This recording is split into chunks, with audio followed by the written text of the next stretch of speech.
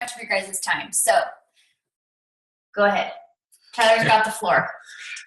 Okay, so the idea for this call came from, a lot of stuff that we've learned in the past, but what really hit home was the training that I went to last weekend with Scott Mann.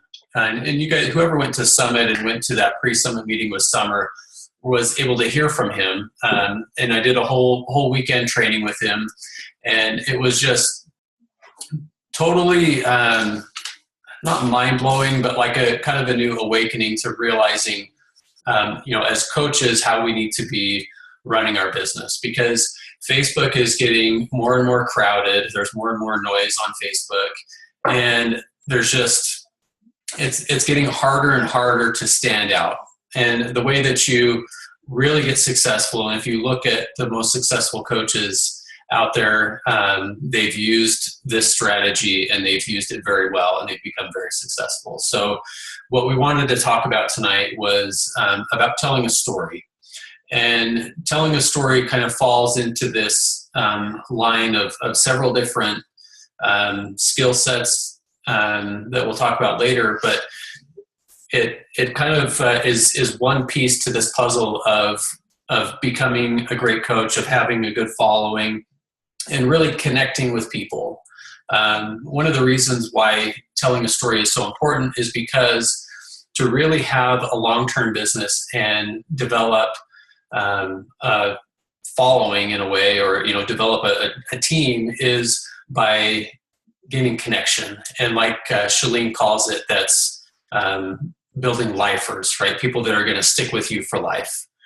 And rather than operating on a transactional basis where you're, just selling a product and saying, thank you for, buying from me, that transactional thing is just a one-time only. Usually they'll buy from you, maybe join your challenge group, and then, they're kind of on their way. You never see or hear from them again.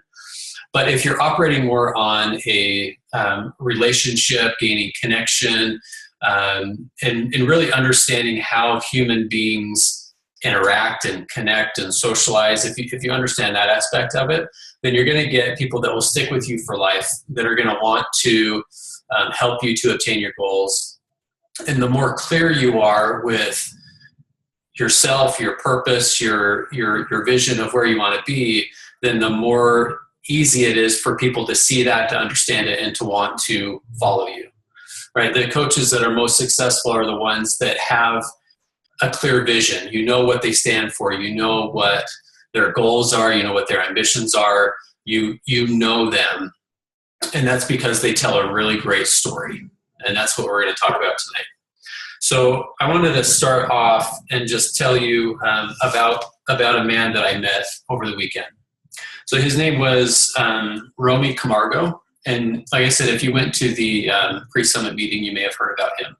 So Romy was, still is, I guess, he's a Green Beret, and he was serving in Afghanistan.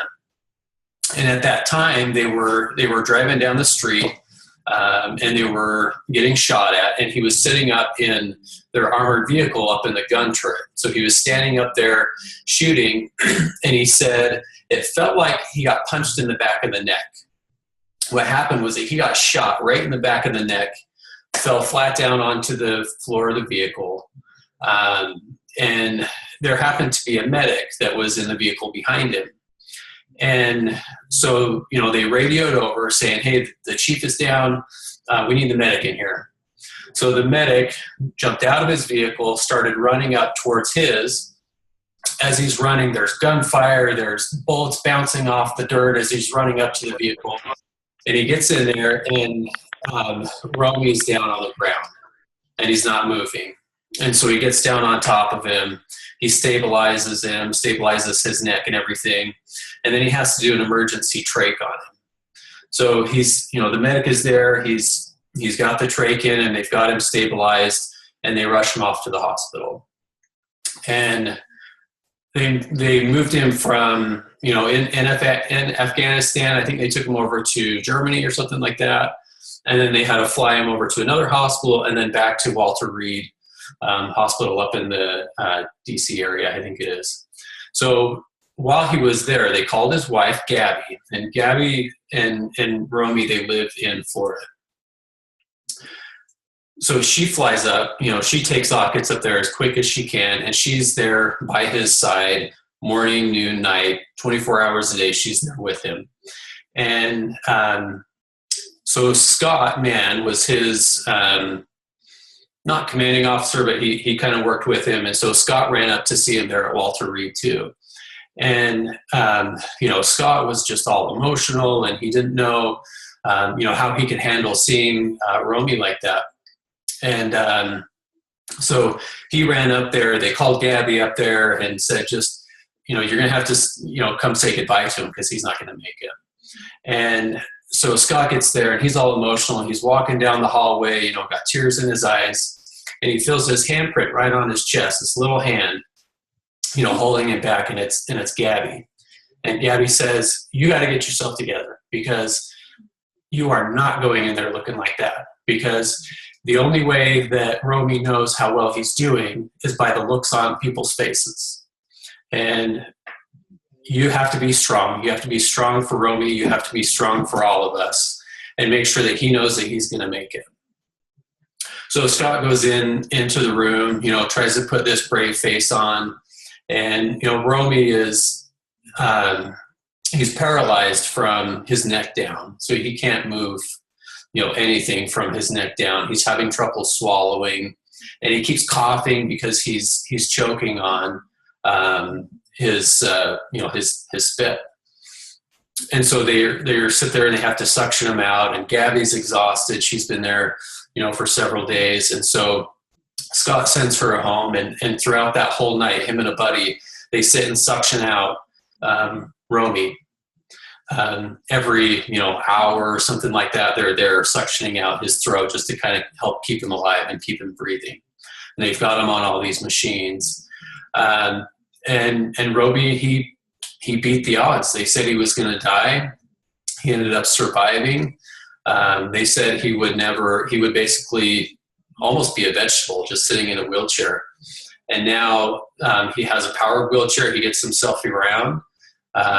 Him and Gabby have opened up a rehab facility down in Tampa, and they help vets who have spinal cord injuries that are injured and they can't go anywhere else. They go to their rehab facility. They've got funding of when they started off, they got rounded up funding of almost $2 million to open up their facility. So it's an amazing story of what one person can do if they're dedicated, right? So who can tell me, if you know the answer to this, raise your hand. What hospital did they go to? Yeah, Susan, what was it? Walter Reed. Right. What was Romy's wife's name? Gabby. Right. And what did they have to do to him after he got shot? Oh, now you're asking too deep a question. A trait. Yeah. Right. Yeah. And where did they open up their rehab facility? Tampa. Now, if I came into this call and I had my usual PowerPoint, right, and I put up some PowerPoint, wrote up some details, we talked about it and kept going, do you think you guys would remember any of those details? No. Yeah, probably not, because seeing little bullet points on a screen is not that really important, right? But when I tell this story, how many of you kind of put yourself in that story and thought about, man, his wife, wonder what she went through, or all that other stuff? How many of you kind of put yourself into that story and started to kind of feel what it would be like to be in that situation? I did. Yeah. Okay. Especially the suctioning him out all night long to keep him alive. I totally did. Yeah, right. I would suction you out. That was the part that got me too. Yeah. Right. So what happens when somebody tells a story? What happens is we put ourselves inside of that story. So we listen to stories autobiographically. That's a big word. I don't use that. I don't do English. Right. Okay, we listen to stories autobiographically. So when we hear that, when we hear people's stories, when we hear the struggles that they've gone through, we automatically put ourselves into their place, into the story, and kind of feel for what it would be like. That's just human nature. That's in our biology. That happens. As humans, we are meaning-seeking people. Okay? We seek after meaning. We try to, anything we do, stories we hear, we try to search after, what's the meaning behind that? And so that's why telling stories is so important, because if you can tell an effective story, you get people involved in it with you. You get them feeling with you. It raises those emotions. And what happens is, Tiffany doesn't want me to get too detailed into this, but your body releases oxytocin. And what that does is that's like a pleasure hormone inside your body. So when your body releases that, it makes you feel good, and it makes you want to go back for more.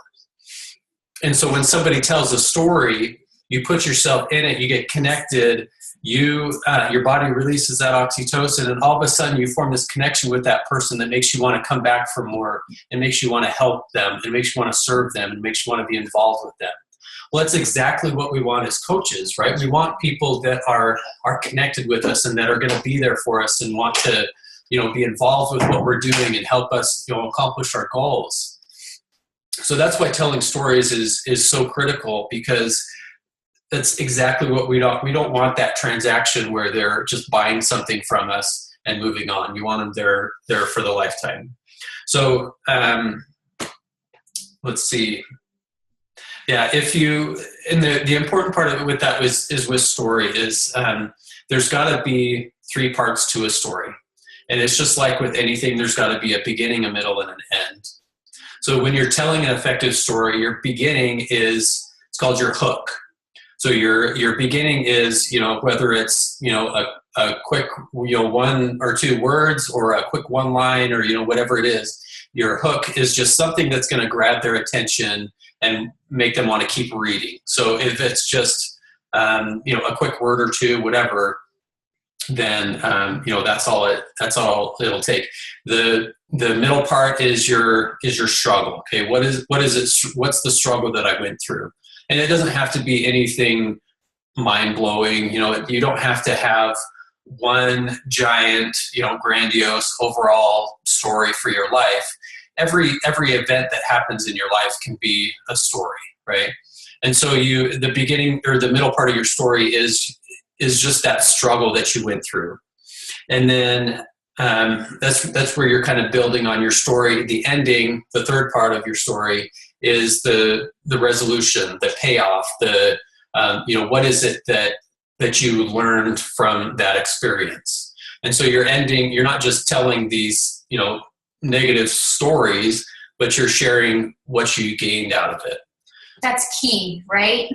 Nobody wants to hear all your struggles all day long, but there's never a resolution, right? There has to be like a bright side, a positive, what came out of that, instead of just, we've all read those people who are just negative all the time, right?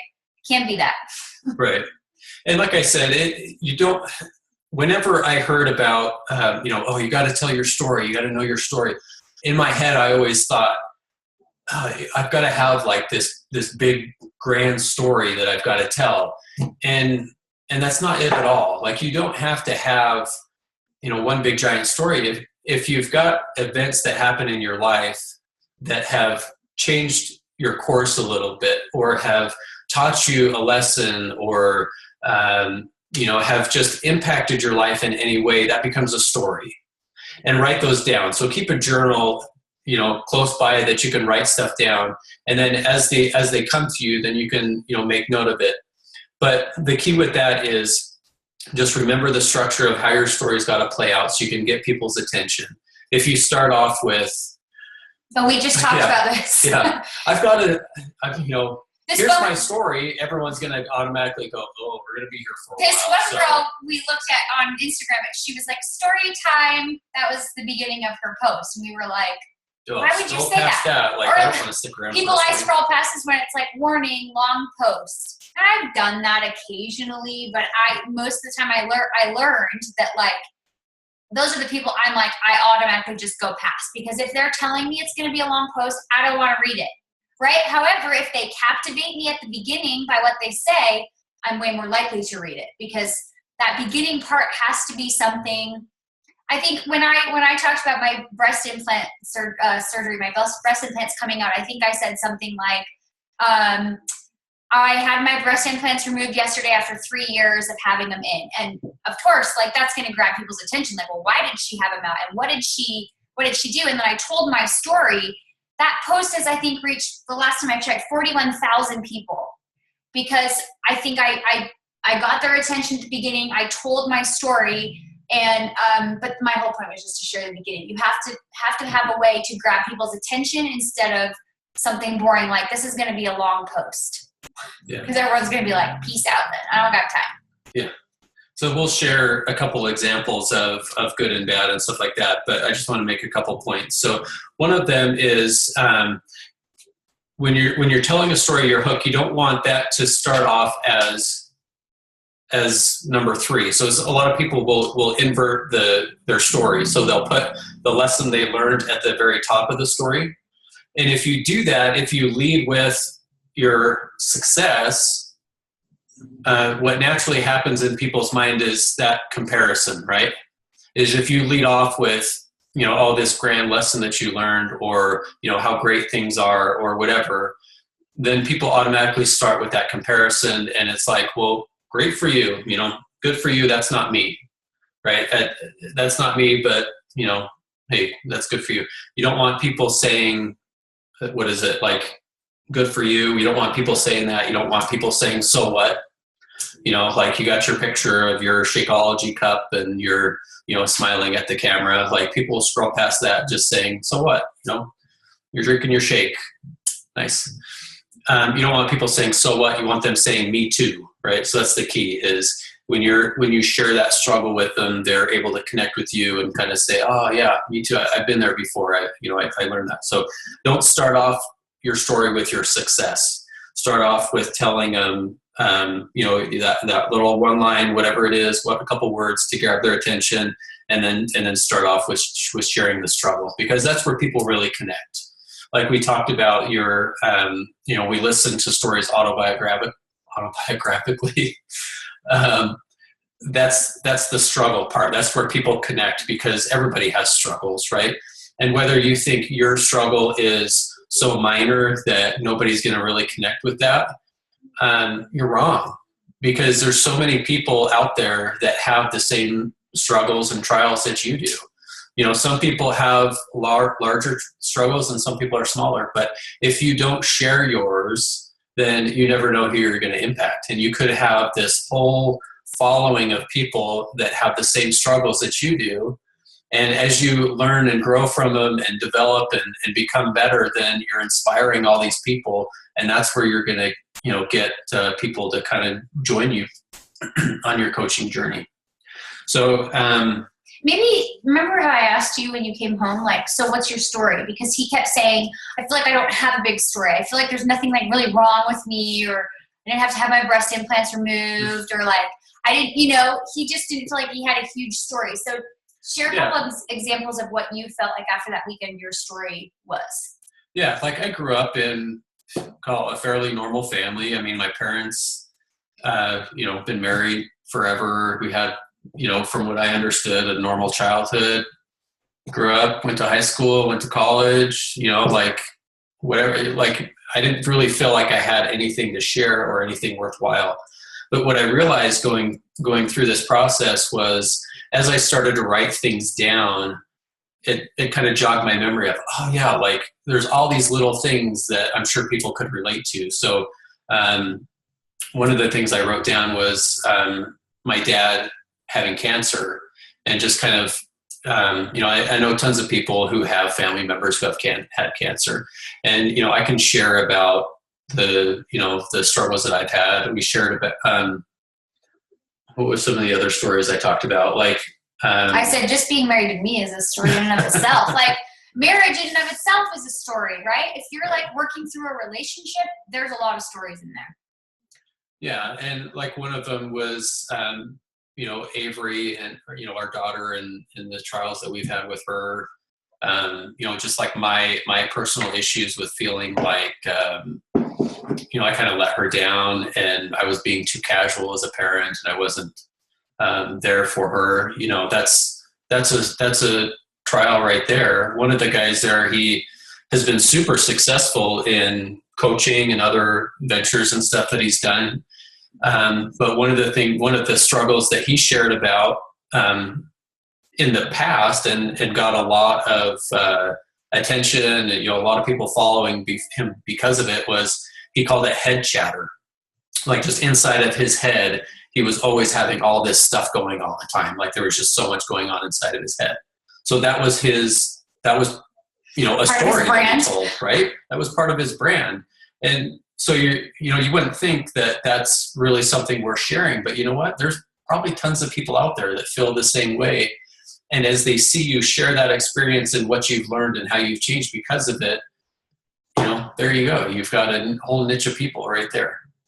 So that's the beauty of telling stories.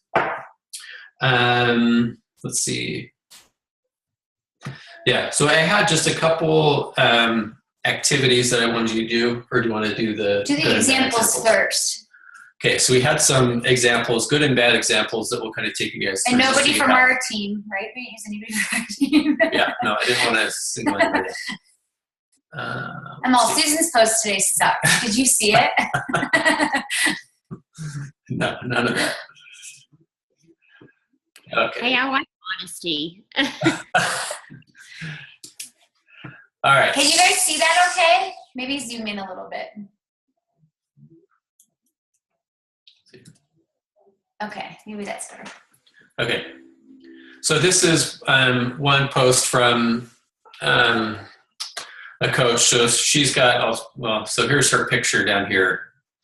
So it's just her, I had a cut off part of the bottom. So it's just her sitting in a chair, basically, nothing super special. But so she starts off her story, like I laughed when Sandy texted me this picture a couple years ago. So it kind of gets you thinking, oh, what is, why are you laughing? And, who's this lady that's sending her a picture? So then she tells a story about how she was backstage at Summit and how they had asked her to present at Summit and how scared she was and, how insecure she felt. She was there 2 hours before. That's awesome. That would be me. See, I just totally related to her about that because that would have been me. Yeah. Yeah. So I'm an introvert. I love people. So I'm introverted. So I'm like, okay, well, how did she still present in front of all these people? So we automatically put ourselves in her shoes. And then she kind of tells the end of the story here. Because of the preparation, our presentation was valuable and helpful to many teams. It was a true growing experience for me as a leader. And then she kind of rolls into another story, which is kind of the same idea. Like then she gets asked to do even bigger event. She's even more scared to do that. Okay, so that's kind of the layout right there, right? Like she tells, this is the kind of hook sentence right here. This is something to get your attention. Shares, what's going on, what was the struggle, what were the thoughts going through her head. Okay, that can be the struggle right there. Is just what were the negative thoughts inside your head? What were those demons that you were trying to fight against? And then how she overcame it. Okay. So here's another one. And this one, I didn't get the whole post on here, but so obviously this is kind of like eye-catching right here too. You're saying, normal and hypothyroid.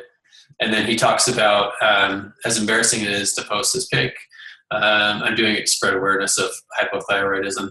And so he kind of talks about, he goes through the rest of this post here and he talks about the struggles of eating the same then versus now and the weight that he's gained, how frustrating it was that he's been trying to do everything perfectly right. And that it worked in the past. Yeah, it worked in the past and now it's not working. And then talked about, how he's learned about his thyroid and what he's doing to try to fix that and overcome it and, whatnot. And he's in the middle of this struggle because he just barely got diagnosed with Hashimoto's. Yeah. That's David Ingram, if you don't know. Okay, so let's. These are my These are favorite. good. The bad examples are my favorite. Want to do these ones? Well, sure. I guess that was a good one. Oh, wait, we have one more good one. You guys know Mama Bear Fitness, my good friend. She's built her entire platform on sharing a story. She very first started sharing that her daughters were sexually abused, and she used fitness to help her cope. That's how she started her platform, and she has since kind of changed things. Tyler and I were laughing today. Her true transformation story, like body transformation, was at the gym. She went to the gym with her friend. She was not a traditional coach. Her husband worked for corporate. She couldn't be a coach. So she tells a story here. I never imagined myself to be who I am today. Just wasn't in my plan. At 28, I was living a successful design career. This picture on the left is her winning a national design award. They had just built their dream home. So she talks about the difference between thinking she was happy on the outside because she kind of had it all. She was very successful. To now where she is, being confident, healthier inside and out, debt-free, honest, and her own boss. And you guys, her journey really did start in the gym. It was not Beachbody. She didn't drink Shakeology. Like it was, sometimes I've talked about this before, we think we have to fit in this perfect little bubble for us to be successful, but it's actually when you get outside that bubble that you really can become truly successful. Because if you just sit in the bubble of everybody else, what everybody else is doing, their Beachbody workouts, their Shakeology, and that's all you talk about, then you're not going to get very far. So Ashlyn's a great example on Instagram. She's Mama Bear Fitness. She's really, really good to follow for social media and telling a story. They've since kind of transformed their story, and they now talk about her husband's sex addiction. I know that's a really personal thing. Most people wouldn't talk about sex addiction, but they have a huge following of people now who have pornography issues and sex addiction and they help people with that. Yeah, she's excellent. I was just reading Jesse's comment. Yeah, she's really, really good at telling stories. So if you need someone to follow who's good at it, she's a great one to follow. And she does a lot, like she'll share her story multiple times. It's like once a week she's sharing, because there's new people that are following you all the time and maybe they haven't seen it. So. And I'm amazed too. I've had people be like, oh, so like I've been friends with them for 5 years on social media, and they're like, so do you have like a fitness business or something? Like, what do you do? And I'm like, how do these people not know what I do? It just means I don't share my story enough. Like, I'm not sharing enough about what I do on my personal page. Facebook doesn't show people. They don't show people your posts all the time. So you have to remember that. You'll feel like you're repeating yourself, and you will, and that's okay. So a couple of bad examples. I don't know who this is. I'm sorry if you do, but here's a picture of her showing her Shakeology cup, and it says, "New Fitmark bags, backpack, and Shakeology. These make Mondays wonderful." My reaction to that is, who cares? Like, so what? Cool, good for you. I'm not relating to anything in that. You guys, stop hashtagging Beachbody hashtags, because if you go look at those hashtags, all it is other coaches. All she's doing, hashtagging Shakeology, is attracting all other coaches. That's all she's attracting. If you have not watched Ashlyn, who I just featured, Mama Bear Fitness, she did an excellent call on Instagram for us. It's in our the Team Inspire Facebook page in the files section where all the recorded calls are. She talks about this specific thing, like, do not use Beachbody hashtags, because I think she actually did today. I did notice that, but she was entering a contest that Beachbody had. So she's huge about hashtags. You need to go watch her training on Instagram, because she talks all about how not to use Beachbody hashtags. One thing on that though, like there's nothing wrong with having your Shakeology shaker cup, off to the side of you as you're taking a picture, right? So it's still visible. People can still see it in your picture, but it's not like the main focus of what the post is about. So yes, people need to know that you're a Beachbody coach. They need to, associate you with products and that type of stuff. So you do need to post about it, but just there has to be some sort of meaning behind it. Right. Like, she could have done something like, I had no time this morning. I was running out the door. She could have had something in there that was of value that someone could have related to. And I'm not saying every post you do has to be like super valuable and helpful for people, but I'm just using these as examples, because a lot of the times people that do these kinds of posts do them all the time. It's like that's all they do.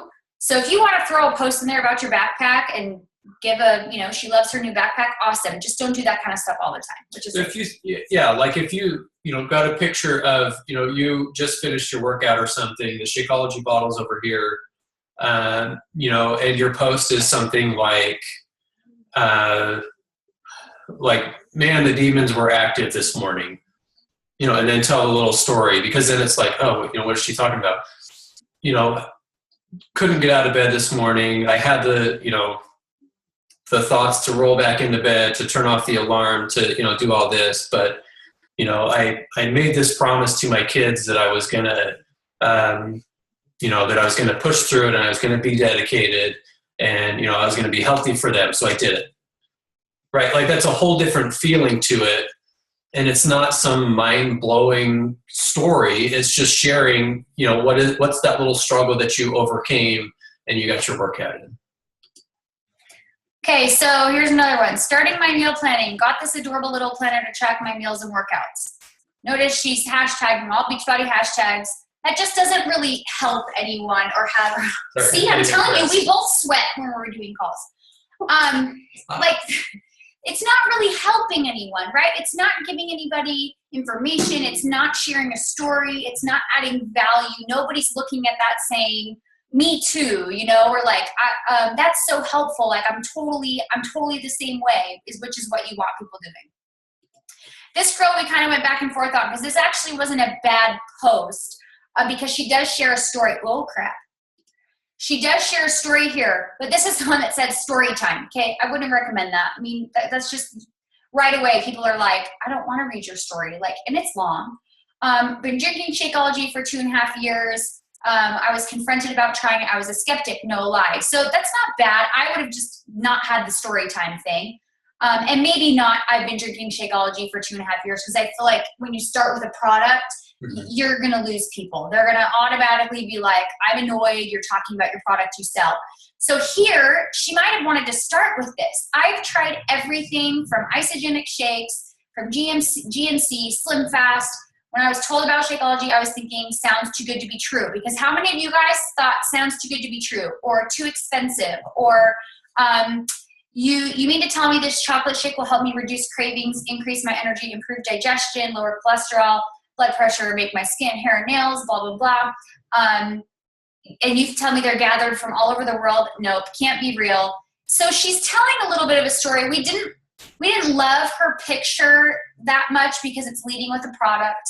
And a lot of times you're going to lose people when you lead with a product. And it's facts. And it's facts. Facts tell, stories sell. So it's increased energy, reduced cravings. And her whole story here is also about facts, if you think about it. She's leading with the facts of what what Shakeology's proven to do, when she could have just told her story of how it's made her feel, right? She could have said, and she goes on actually at the end, I could tell a difference in my body just after the first week of drinking Shakeology. So you can see there's good parts to this, but there's also some things that she probably lost some of her audience because of the way she worded it and the ordering of her words. I wouldn't have used any of the facts. I would have led with her personal story of what it's done for her. Because for me, I'm like, it hasn't lowered my blood pressure, my cholesterol, or maybe I don't know if it has because I haven't had blood work done. I'm not going to preach that it does if that's not my story. Does that make sense? Kind of, a little bit. Okay, just 2 more. I'm so happy to announce I've joined It Works. I have my very own website that you all can access. I offer exclusive Ultimate Body Applicator that tightens and tones in 45 minutes. That is not a picture of her, by the way. Not a picture of her. Okay, so this is just selling. This is just leading with a product. It's all selling. No, but people will scroll right past that. You guys, hopefully we've trained our team and our new coach training well enough to know, do not do this. This is pretty extreme. And this is actually the same girl looking for 5 people that are willing to test a product for me. I'm looking for this person, this person, this person, this person. But it's like, I want people who want to diminish cellulite, who want to clear their acne in their skin. And this still is not a picture of her, and it's just product. So the difference you can see is, Ashlyn is telling a story and talking about her journey. She didn't do this to get a 6-pack. She feels 100 times better now at 36 than she did at 28. She's, you know, she's talking about the difference in her age and also showing how much more amazing she looks now than she did. I'm really bad at math. Is that 8 years ago? Yeah. 8 years ago. Okay. So you can see, hopefully see the difference. I hope that's helpful to kind of see. And I think we all have seen the people that were like, oh my gosh, if you talk about your product one more time. So if you're going to talk about your product, I think like Tyler said, it's important to, but there's got to be a story with it, because you got to stand out on social media. And if there's not a story to go with it, a personal story of yours or a client's or a customer or a coach on our team or whatever, people tune you out. And if you do it too, if you do, you know, like we said, these posts are like okay once in a while, but if you do them too often, you're just not getting any traction. Yeah. Okay. Sorry, Tyler, your turn again. Okay. So we wanted to just do a little activity with you guys, and I've got 2 questions. So I want you to write it down if you've got paper, pencil, whatever they're with you, or you want to write it on your phone, however you want to do it. Okay, so the first one is, and this goes along with having that clear vision and purpose, because the more clear you are with yourself, your tracks, the more clear you are with where you're headed, then the more clear you're going to appear on social media, and the easier it's going to be for people to follow you in the direction that you're going. If you're going off in 10 different directions and you're not really quite sure where it is that you're headed, then you're not going to get people to follow you. You've got to have a clear vision of where that is. So the first question here is, I want you to think ahead. You've passed away, and it's a year later, and your loved one, whether it's a spouse, children, parent, whoever, your loved one is talking to somebody who didn't know you. What is it that you want your loved one to tell that person about you? Okay, and this is what's called, what are your tracks, as Scott Mann calls it. These are your tracks that you're leaving. So your tracks are, imagine you're walking through a forest and you're stepping down in the dirt, you're leaving these tracks as you go along. Those tracks are what people use that follow you to follow you, what they use to come after you. So the people that are coming after you, what is it that you want to leave behind for them? Okay, so that's the first question. Those who went to Summit, we did that exercise at Scott Mann's training. Yeah. So the more clear you are with what those tracks are, the more tied into your nature, yourself. Okay, the more tied into your nature you are, then the more people that are going to follow you, the more people that are going to want to help you to accomplish your goals. But you've got to be clear on that yourself. Okay? So that's number one. And if you want to take some time on that one, I'd encourage you to do that one too. Spend some more time in it after we're done.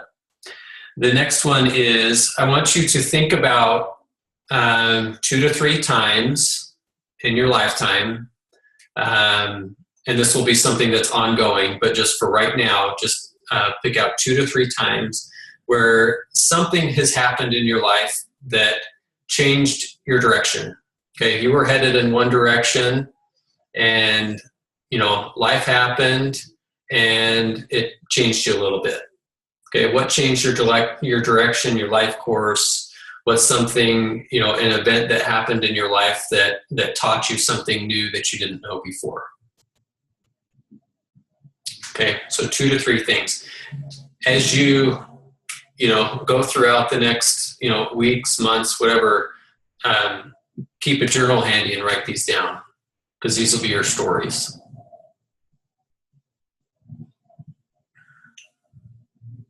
Okay, and then do you want to announce your group?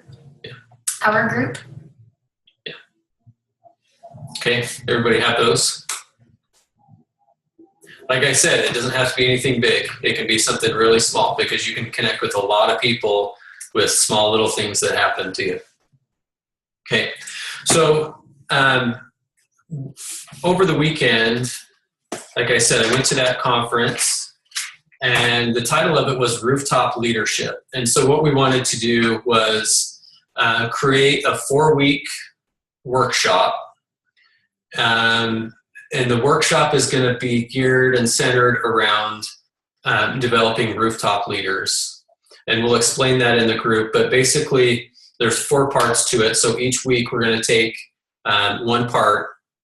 And it's not going to be a group like we've done before where Tiffany and I, or just Tiffany gets on, a call and, shares, insight or story, or we read a book together. It's not going to be like that. This is going to be workshop style where, yes, we're here kind of leading it, but you guys are doing work. You guys are calling each other. You're practicing. You're writing stuff down, you're getting your story down. It's going to be very much workshop centered. So the first one is going to be about leaving tracks. We're going to talk about that, how to develop your leadership skills, knowing what your tracks are, getting more clarity on those for you so that you can really hone in on what those tracks are. The next one is knowing your arena.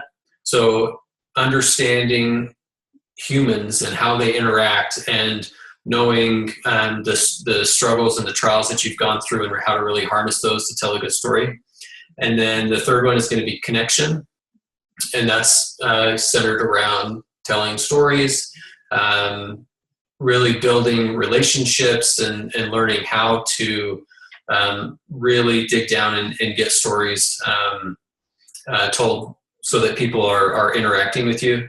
And then the last one is leading from the rooftop. So you're going to be talking about what rooftop leadership really is, which means you're the first one out there. You're willing to go up to the rooftop when nobody else is. You're up there and you're willing to be seen. And so I'm really excited about this because it's something that I feel like is so key to developing a business. And it's not just how to sell products. It's developing you as a leader. It's developing your skills, helping you to really connect and to build trust and to have a solid team underneath you. So it's something that I feel like is just invaluable. Yeah, it's not something you can get either, it's not something that Beachbody teaches, or 3 Vital Behaviors, or, and those things are important, but relationships are 100% where this business is. Because if you don't have trust with people and you don't have relationships, they're not going to follow you. They're not going to trust you, especially with all the people these days that are just, I get messages from people. I got one from a guy about getting out of debt. And he was like, can you watch these videos for me? And I'm already skeptical of what's he going to try to sell me? What does he want from me? Because I don't have a relationship with him yet. So this is the key to a business, is relationships. And we don't spend nearly enough time learning to build relationships and really build trust with people. So this is going to be an awesome group. We're going to start Monday, right? A week from today. So the cool part is this is open to everybody. This isn't exclusive. This isn't just a leadership group for my personally sponsored coaches. This is for our entire downline. So if you guys have coaches on your team who want to be part of it, we're going to be doing a post tomorrow announcing it. We'll do a call once a week, right? And then have a Facebook group for all of us too, to just kind of talk and learn from each other. So everybody's welcome to join us. And I know I need to I would rather do something workshop style anyway, where it's not just like get on the call for 45 minutes, get off and be like, that was cool. I got a couple notes, but I'm never going to look at them again. Right? We're actually going to be doing. So that's really important. So if you are interested in it, send me a message and I'll add you into the group, and we'll get going on it starting next Monday. Or you can comment on the post too that we'll post tomorrow. Yeah. Okay. Does anybody have any questions about the call or anything like that? Yeah, I know. Yeah. So when we did this at Summit, we did David Scott Mann's Leave Your Tracks. What do we want our spouse? What did I want Tyler to say about me when I was already dead?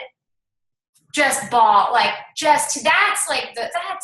that's a big part of your why, and evoking that emotion, all of that. That's a big deal, and we don't talk about that nearly enough. So it's probably going to be emotional because it certainly was for a lot of us at Summit. Okay, does anybody have any questions they like for sure? Yeah, thank you. One of the things though, so with this group is, like I said, it's going to be workshop style. So have a notebook, pen handy. We're going to be practicing. So that's one of the keys with developing your story is repetition, right? You've got to say it and you've got to say it out loud. You've got to practice it with your spouse or friends or whoever, but you've got to practice that story and get it out and verbalize it, because the more you do that, the more clear it's going to become in your head, and the more you're going to realize that story will change, right? Once you get it down one time, that doesn't mean that that's it, because it's going to evolve and change over time. And the lessons that you thought you learned, maybe you learned something different as you're verbalizing it and telling it. So we're going to practice having you speak it out loud with each other. So we'll probably have you, I haven't decided exactly, but I was thinking like have you calling each other. So come ready to work. That sounds kind of scary, but scary is good, right? Yeah. If it sounds scary, that's good. Okay. Erin, that's interesting because I think, faith, motherhood, Beachbody, those are all good. I would narrow it down even more, only because those are pretty broad. You know what I mean? Like there's a lot of people who have a faith journey and you're certainly going to attract people because of that. But the more specific you can get with your journey, just in general, the more you'll attract people just like you, which is exactly what you want. That's something, I don't know if you guys know who Bo Eason is, but he's a speaker that goes, everywhere all over the country. And people go to him all the time, go to his seminars all the time because he's so helpful. And he talks about telling your story. And one of the things that he says is the more specific your story is, the more universal it is.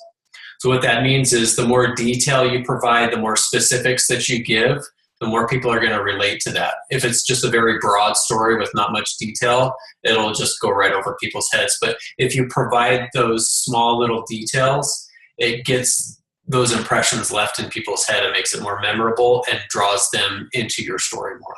Yeah, I think you could just be detailed with those, right? Like, what about your faith journey? Like, I want to know exactly what your faith journey is and where it's got you and where you've been. Same with motherhood. What about motherhood? Like, there's a zillion mothers, so what about your journey sets you apart that's different? You know what I mean? And I know some people have kids with autism. Some people have kids with, like, our son has attachment disorder, and I've had a very specific journey that is one thing I don't really share enough about because that's like way scary for me to share about.